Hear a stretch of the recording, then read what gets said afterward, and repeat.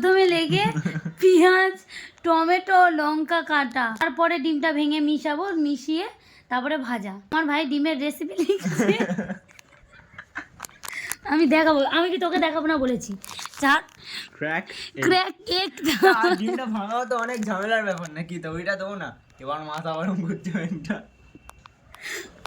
তোমরা একটু বলো, আমার এটা খুব হাসি লেগেছে।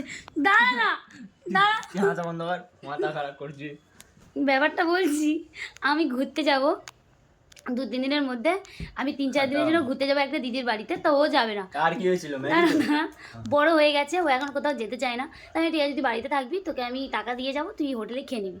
তো ও বলছে না, হোটেলে তো প্রতিদিন খাবো না, তাহলে শরীরটা খারাপ করবে, কিছু রেসিপি তুই আমাকে বলে যা, আমি লিখে রাখি, সেই অনুযায়ী আমি রান্না করবো। তাহলে ঠিক আছে, হতেই পারে, আমি তো অনেক ছোটো থেকে রান্না করতে পারি।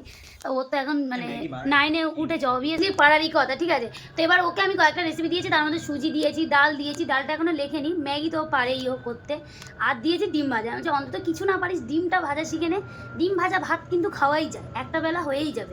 ডিম ভাজার রেসিপি লিখছে সবার প্রথমে ক্র্যাক এগ। হ্যাঁ, ও মানে আমি বলছি ওটা কে লিখে, ডিম তো ভাঙতেই হবে, তোমরা বলো ডিম তো ভাঙতেই হবে, ভেঙে তারপর ওটাকে মিক্স করে তারপর তো ভাজতে হবে।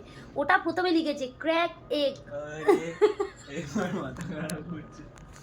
আমার এইটা জাস্ট প্রচণ্ড হাসি লেগেছে, ওই জন্য আমি তোমাদেরকে দেখালাম।